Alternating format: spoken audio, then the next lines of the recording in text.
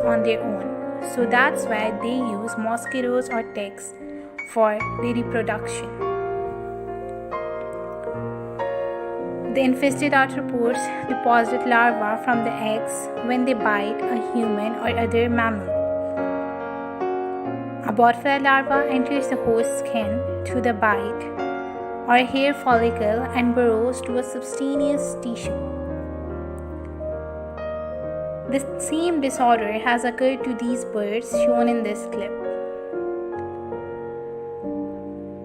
The poor little birds have been infected by botflies and their pain can be seen in this video.